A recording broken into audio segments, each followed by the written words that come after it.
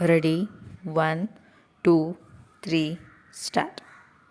On careful perusal of entire material evidence placed before the court and on perusal of the original records, some of the undisputed facts are that the accident occurred on 1/5/2011 at about 9:30 p.m.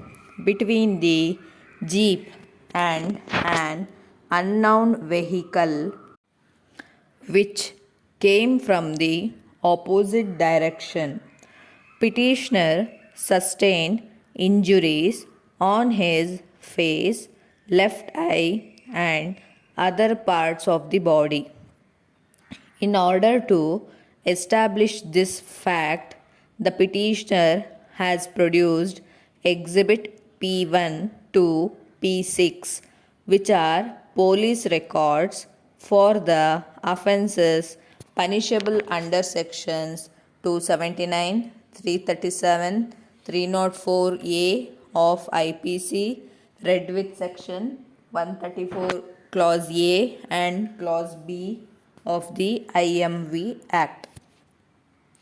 Petitioner has got examined the doctor as PW2, who has deposed that the petitioner was admitted at KR Hospital, Mysore, where he took treatment on 2/5/2011 in the Department of Ophthalmology, Mysore Medical College, with a history of road traffic accident, where it was diagnosed that his left eye shows penetrating injury with uveal issue prolapse and has undergone small incision cataract surgery with posterior chamber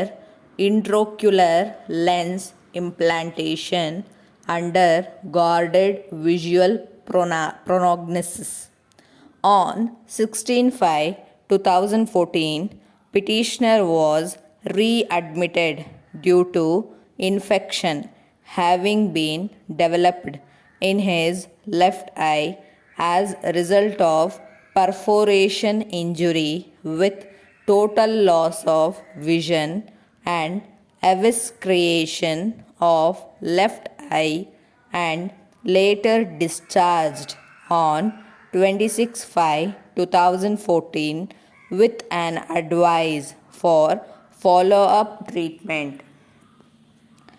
It is also stated by the doctor in his evidence that the petitioner had approached for issue of handicap certificate, which came to be issued on going through the previous records.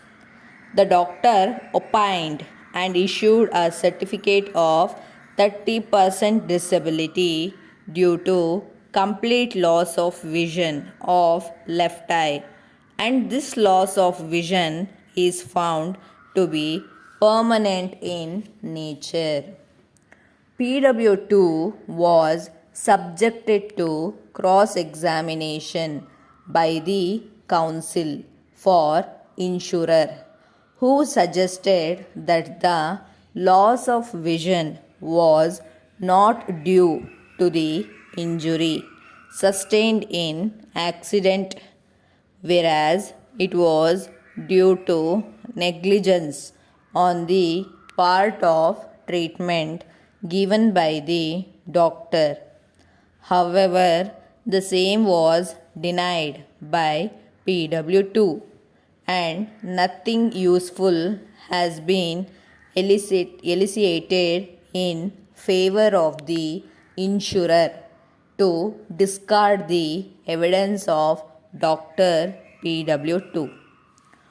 On the basis of evidence of PW1 and 2 and relying on documentary evidence placed on record, trial court has assessed the disability of petitioner to an extent of 100% loss of earning capacity in view of permanent loss of left eye vision, and that the petitioner, being a driver in profession, would not be in a position to drive any vehicle permanently in the remaining part of his life.